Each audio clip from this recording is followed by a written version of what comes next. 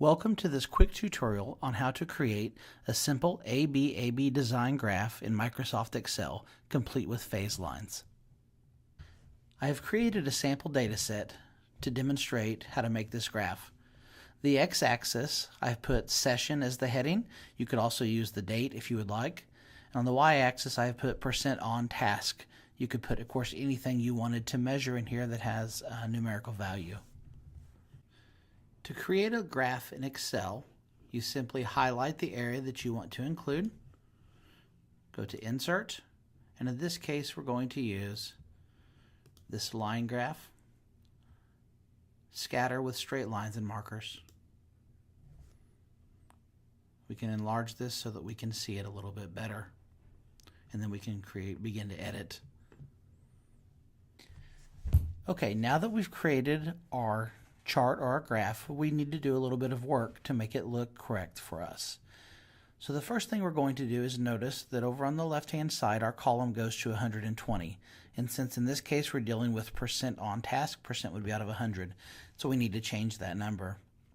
To do that, you just double click in this column, and then over here on the right you'll get an option that says Format Axis.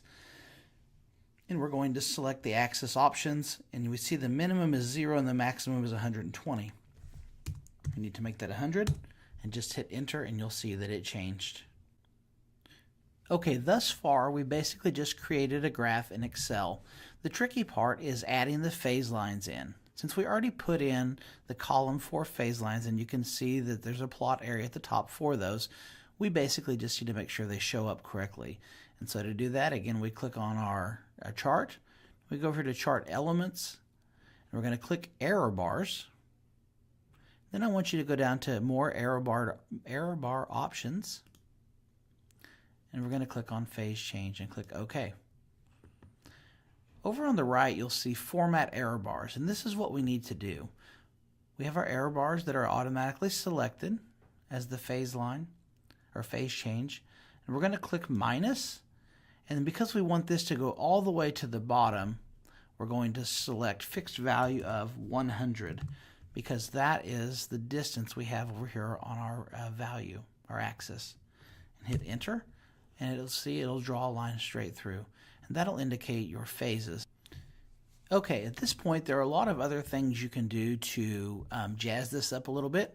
You could highlight each of these areas to show the phase changes, but for the purposes of just a real simple graph, this basically shows us that this baseline phase is here,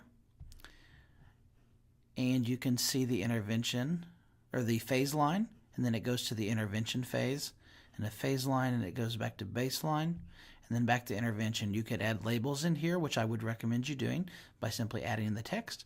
But ultimately, this is how you create this with phase lines.